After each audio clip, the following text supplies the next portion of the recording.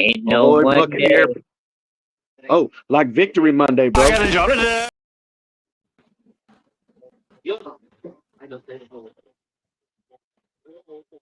Go ahead. Oh, sorry. I thought you went through the intro there. Listen, ladies and gentlemen, welcome to the Plunder Post-Game Show, Week 1 edition, where the Tampa Bay Buccaneers took on the Commanders. And we're going to go over the stats, break down a few of the stats, give you some updates on maybe a couple of injuries, go over the rest of the finals of the season for the week, for the rest of the NFL. We'll see you in a few minutes. Let's go. All hands, hoist the colors high. Heave ho, thieves and beggars, never shall we die. Welcome aboard the Black Pearl.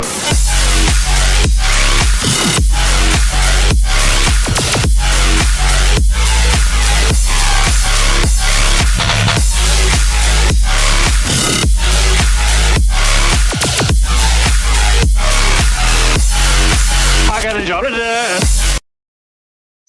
Hey, ladies and gentlemen, welcome into the Plunder Post-Game Show. This is my executive producer and co-host and good friend, BücDad. We're going to break down a few of the statistics for the Tampa Bay Buccaneers and Washington Commanders game. And let me tell you, ladies and gentlemen, it was a banger. What were your first thoughts on the game? When it was over, what were the first few things that came to your mind, brother? Ain't no Monday.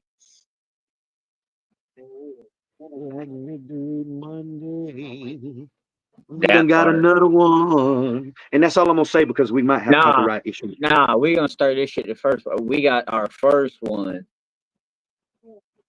You know, we got our first one. When you say that, it doesn't feel like it used to feel, brother. It feels like we got number one of many more to come.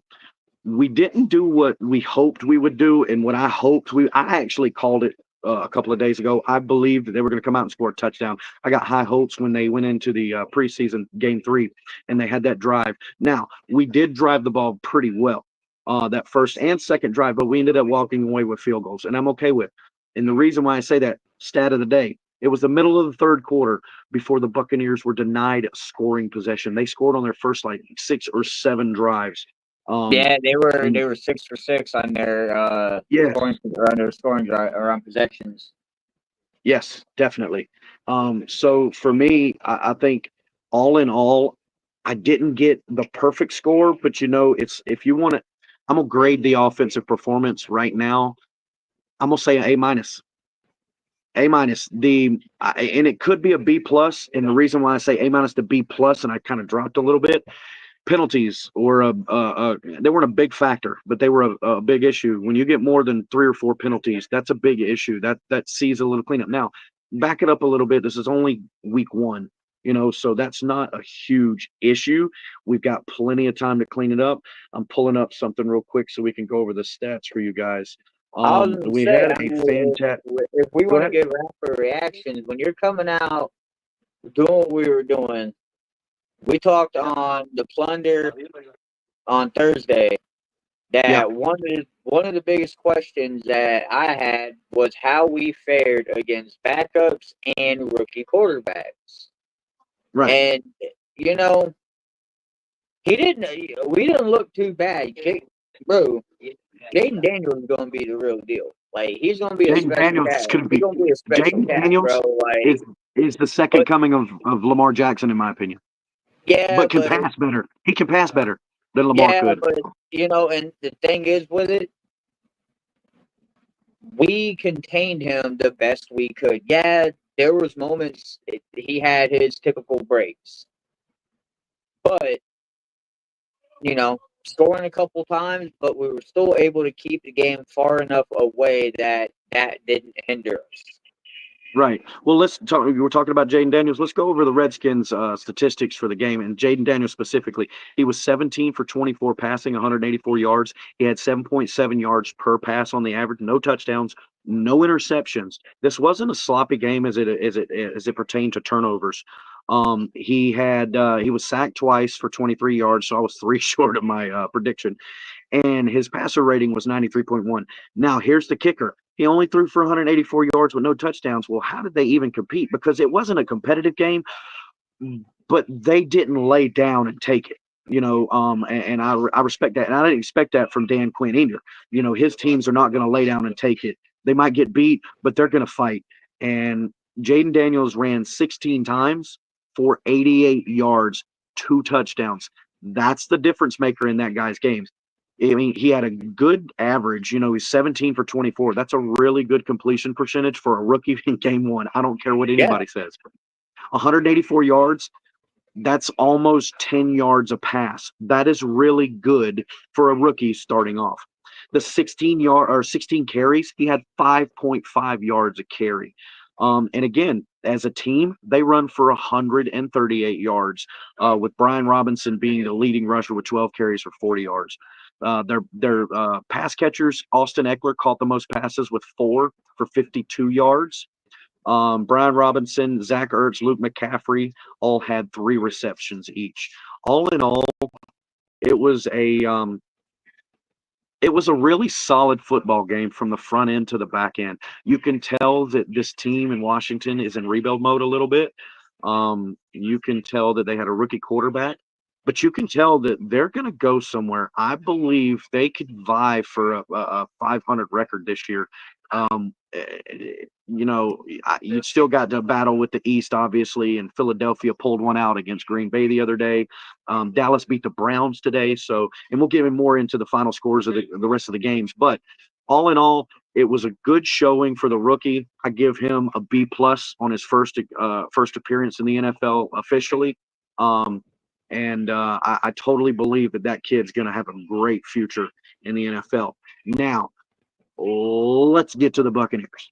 And the man of the hour, 24 for 30. He actually went at one point I don't know if he went past number 12. I didn't pay attention after that, but a 12 completion streak.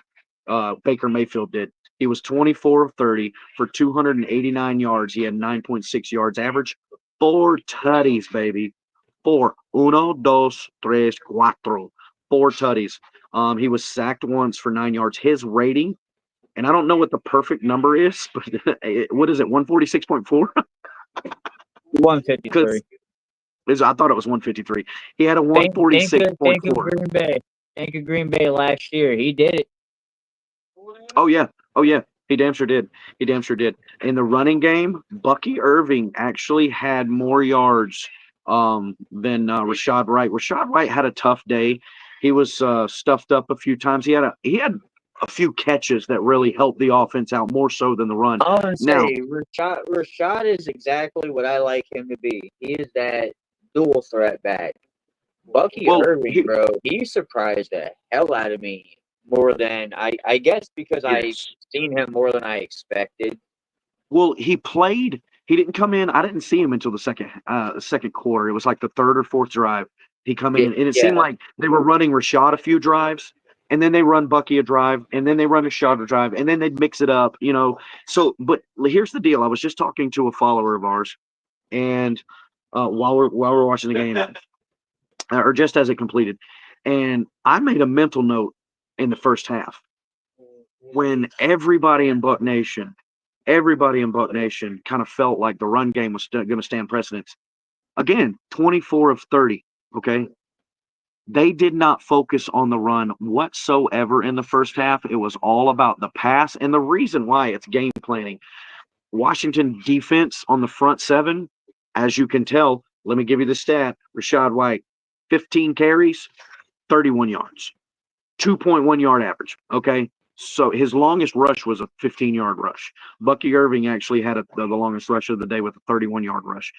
in the second half, when they walked away a little bit from Washington, is when they started pounding the rock. And that's when Bucky Irving really started to show face. He had 9 carries for 62 yards and 9.2 yards a carry. Baker carried the ball 3 times for 21 yards. And when I say carried the ball, he escaped hell 3 different times. That's his rushes. He didn't run the ball. It wasn't, a scramble, no, he escaped sacks 3 different times, and 2 times were like, how the fuck did he do that? But he made some massive moves. If you really don't buy into what we're talking about when we say Baker Mayfield for MVP, you need to go watch that game film. I don't care what you say. He is definitely already in that conversation. Now it's a little early to even have those conversations. Well, if we were starting that conversation today, Baker Mayfield would be one of the top few guys that you're going to talk about. We actually saw Cam Johnson one time on the rush. It was like a wheel route, not a wheel route, but a shit. Help me out. Wide receiver runs in motion. Huh? I'm stuck on the play, but wide receiver came in motion. Cam Johnson came in motion. They snapped the ball when he was behind the line of scrimmage. They handed the ball off to him. I can't remember what the play calls. Yes, that's evading my mind right now. But that was the only time he ran. Now in the pass game, dude, Mike Evans clearly shows he ain't gonna have too many problems getting where he needs to be this year. Now that being said, who was the needed? Man, hang on real quick on Mike. Let's talk about that first cutty. Fighting like a motherfucker. Bro. Getting that TD. Bro, dude is a mammal. And if we're going to talk about Mike's TDs, let's talk about how goddamn close that second one came to hitting the ground. That second one, he looked like he kind of mixed his feet up, turning around to get ready for the ball, and kind of twisted himself up, a little bit, and kind of twisted his feet up, and it kind of turned his body, and it was close, but Mike was Mike. And to give the stats, Chris Godwin was the meat and potatoes of the pass game. He was everywhere, catching everything. He had 8 receptions for 83 yards, 10.4 yards. He had a touchdown. Rachaad White had 6 catches for 75 yards. So when I tell you he had 31 yards rushing, I have no stress or concern in my face. That's why the guy had 75 yards catching. Okay. Mike Evans caught the ball 5 times for 61 yards. Jalen McMillan, Baker Mayfield overthrew his first touchdown. And then he dropped his first touchdown, the second series. I want to say in the beginning of the fourth quarter, he scored a touchdown. I want to say it was like a 32-yard touchdown from Baker Mayfield, and he was pretty much wide open. Catch was that tutty? Yeah, his only catch was the 32-yard touchdown. Trey Palmer had a catch, Bucky Irving had a catch, and Cade Otton was kind of quiet today. He was really quiet today. He only had 1 catch for 5 yards. Now the defense, we had, as I mentioned, we had 2 sacks. We had Lavonte David early in the game. I think it was in the second quarter.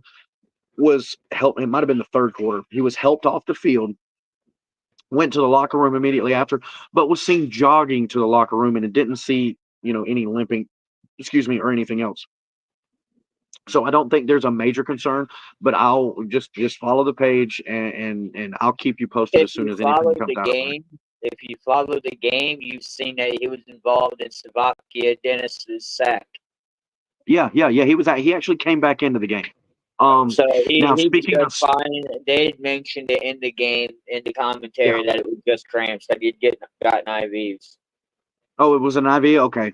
I didn't hear that. That's why I wasn't for sure. Thank you for that info. Speaking of Servassier Dennis, while he was out, he being Lavonte David, Dennis came in, and let me tell you, bro, everybody's worried. Man, we're going to be just fine with middle linebackers. All we need to do is add depth, because I totally believe if we see David walk at the end of the year, which I kind of feel that way, I think Servassier Dennis and KJ Britt will end up being our starters next year, and I think we'll be in good shape by that time as far as their production and how they play and their their game. I mean, Jordan White. Savasia Dennis tied. Looking at the stat sheet, Savasia Dennis and Levante David both are tied with 6 tackles today, 2 assists. Only difference is Savasia Dennis had that sack. Yeah, and that's that. Well, Savasi actually has 7 on the stat sheet for ESPN.com. This is ESPN.com that I pulled the stats from at the end of the game. I'm per Buccaneer website. Right. Either way, 8 total tackles for Jordan Whitehead. He led the defense. He was, of course, all the way around the field, and that makes perfect sense. Servassier Dennis and Antoine Winfield both had 7 total. And again, this is on ESPN's. There's no confirmation of this is the official number, but this is what I got off ESPN right now. Levante David had 6 tackles. The sack was we had I want to say 2 sacks. One was Servassier Dennis. The other one was Joe Tryon. Joe Tryon actually got the first sack of the game. He actually did a great move.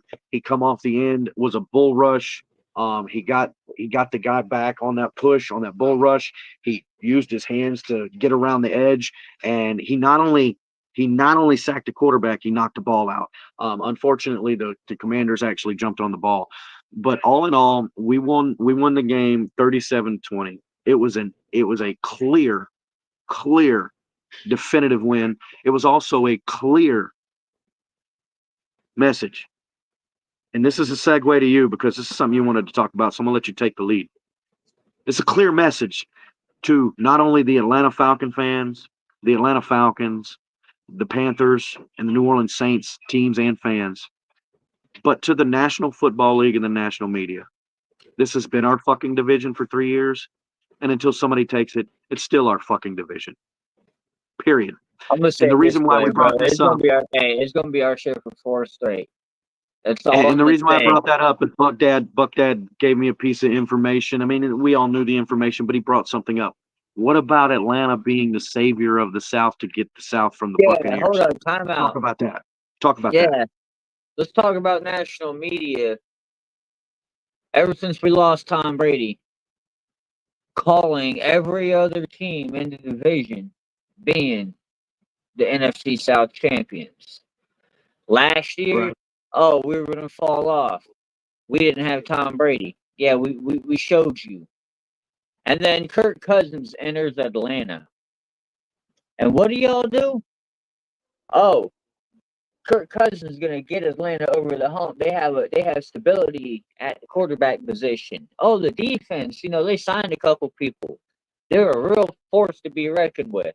How the fuck do you get beat by Justin Fields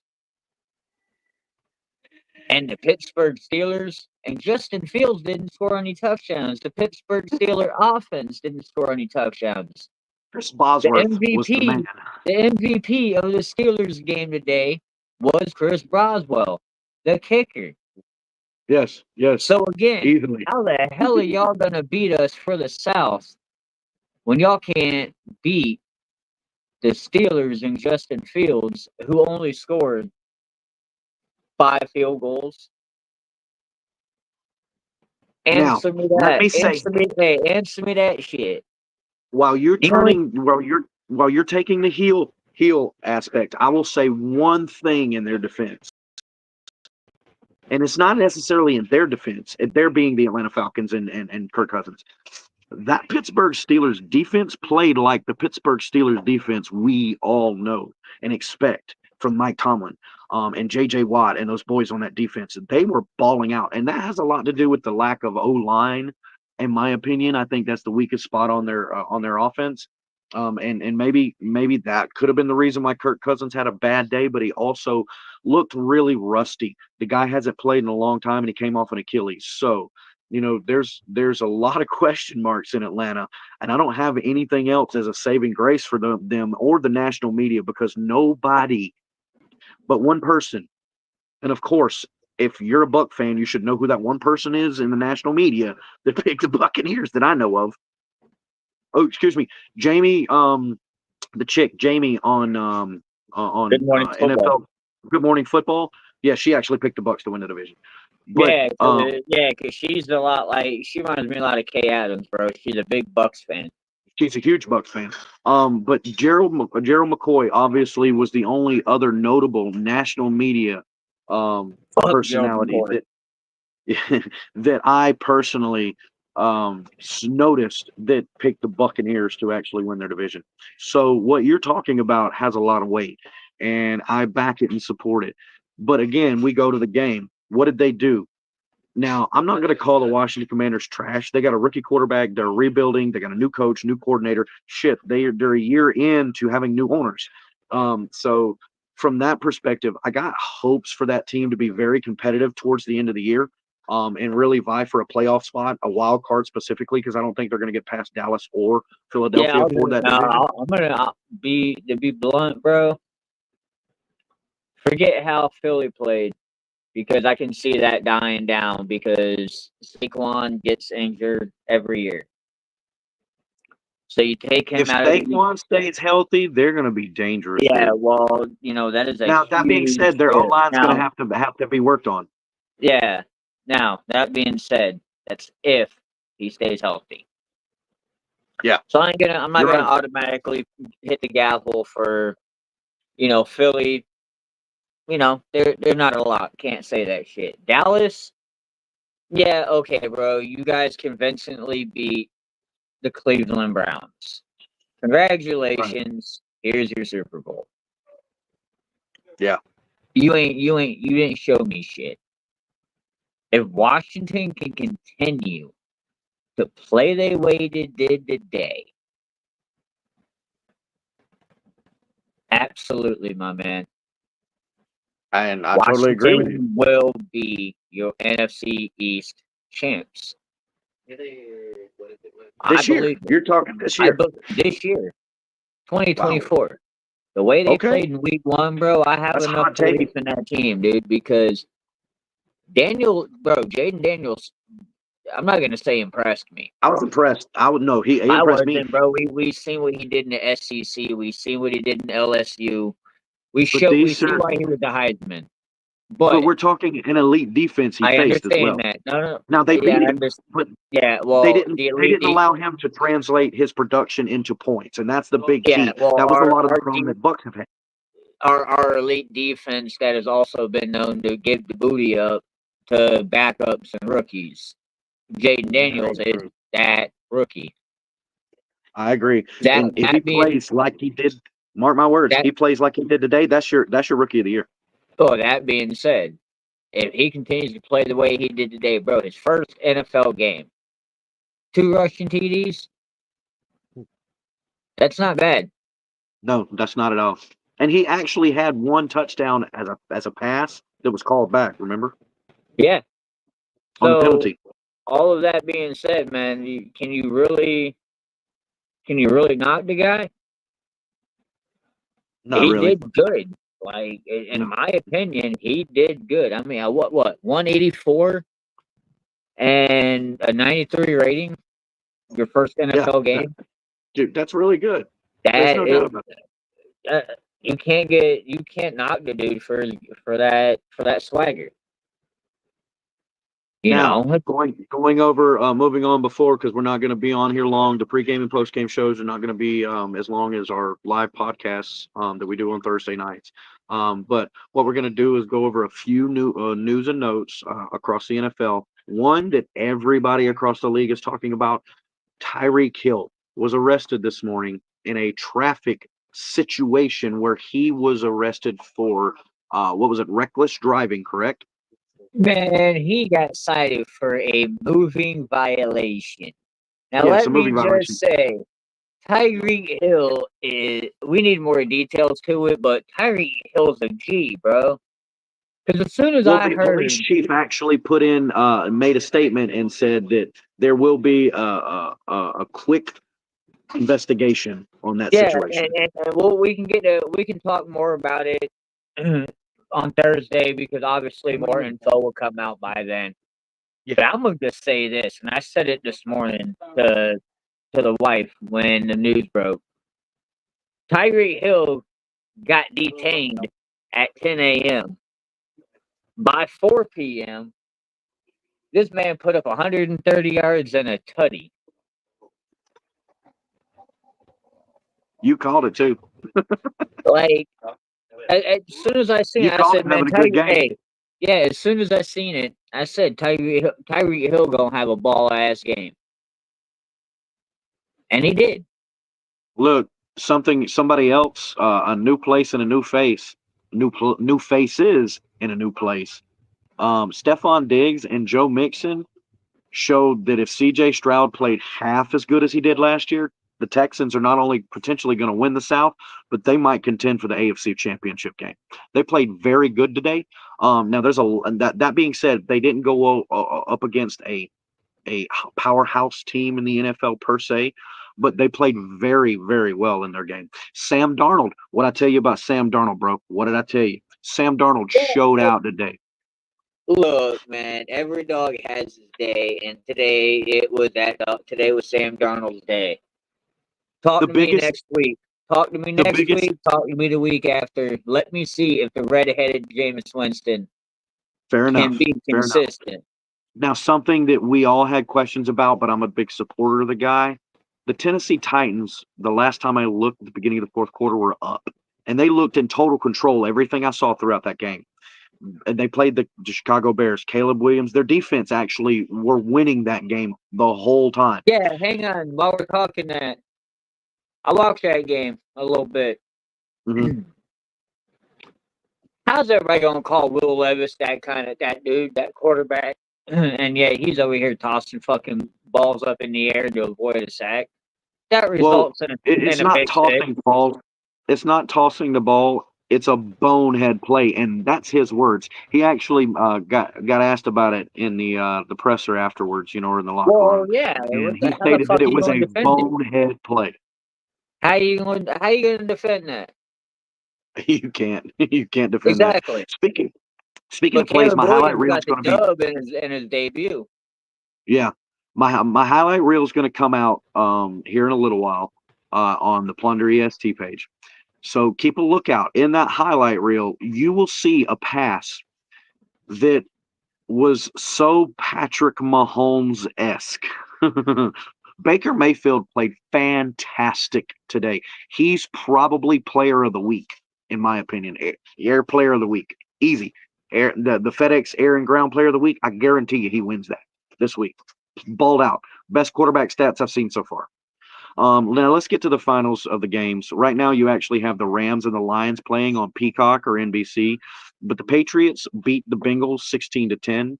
The Steelers, as we discussed earlier, won 18-10 over the Atlanta Falcons. The Texans beat the Colts 29-27. That was a very competitive game. The Raiders lost to the Chargers 22-10. The Broncos lost to the Seahawks 26-20. That was a very decent game. The Cowboys did what I expected the Cowboys to do, which was go out and show the Browns ain't going to be shit as long as Deshaun Watson's behind center. You also had, as we've obviously talked about, the Buccaneers 37-20 victory over the Washington Commanders. Let me see, where's the other one? The Cardinals lost to the Bills 28-34. The Vikings beat the Giants 28-6.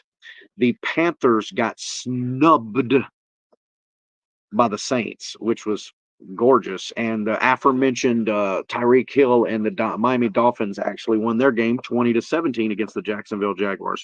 So all in all, if you look over that list of games, you see a lot of one possession games. There's a multitude of things that are tied into that. You've got the first week of the season, and you've got a lot of talent spread out. Remember, we go back to the draft. That draft was loaded. There's a lot of young talent playing ball. And if you look at the stats and you do fantasy, I'm following it. There's a lot of rookies that are actually putting up some good points in fantasy. What that is production. So be on the lookout for a fantastic fucking NFL season. And when I say fantastic, I mean fantastic. So before we leave, I want to bring BücDad back on real quick. I got a question for you, brother.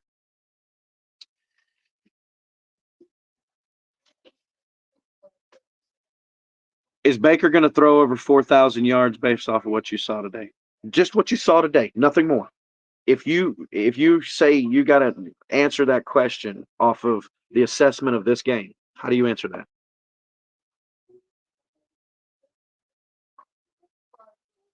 Honestly, Yes, he'll go over 4,000 yards. Fair enough. Now, I my could see it. prediction was. Mhm. Well, go ahead. No, go ahead. I was gonna say I could easily see him going Mhm. over 4,000. Yeah. The way he played, the one thing that we have not even talked about that I think we need to compliment: Uh huh. no turnovers. Dude, that was well. I mentioned it in the game or in the assessment. No There were no turnovers at all. turnovers. I mean, There was granted, that one turnover none by by the either team. Commanders, but they recovered it. Yeah, I was gonna say, granted, it was none by either team, but if he can ball or he can do what he did today, I could easily see 5,000 yards. I could easily see 30 TDs, and I could see at least 10 interceptions. Well, he's what, like almost 20% of the way to 30 TDs already. Well, that's what I'm saying. I could see it being over Right. 30 TDs, and I could see it being 10 or less INTs. Right. Well, I want to thank everybody for tuning in. I believe that I don't want to divulge in much. Make sure you tune into the Plunder on Thursday because we'll actually break down the game in the first portion of the show and go a little bit more in detail than just the stats. This is just a little information for the people that might have seen the game or might not have seen the game to be able to get this information about the Buccaneers. Remember, the Plunder's Booty. We're going to be offering exclusive content. There might be a brand update here coming soon, so be on the lookout for that. The group's going to still be there. It's going to be still the same thing. We just might rebrand it a little bit. Make sure you tune in Thursday to the Plunder. Make sure you tune in Friday to Friday Night Heel Turns. We just had the premiere episode, excuse me, of Heel Turn, Friday Night Heel Turn, where Friday nights will never be the same. And it was a fantastic show. I actually had a couple of people say, man, that was a really good show. I enjoyed that show. They stopped in and watched it. So that's a positive thing. And always remember, no matter what, love somebody today, man. There's too much hate in this world. People are going through things. Be nice to people. I've seen a little bit of that over the last few days where people are just irresponsibly just rude, to folks. Be nice to people, man, because you never know when you're going to need a hand and they're going to be the ones that can help you or not. So until then, you can find me at the Plunder 2023. You can find BucDad at Real88. That's REELEIGHTY 8. But until Thursday, you guys have a great start of your week. And again, I got a job to do. Like Victory Monday. So y'all tune in for Franco and his Victory Monday song tomorrow. We'll see you Thursday. Later, guys. I got a job to do.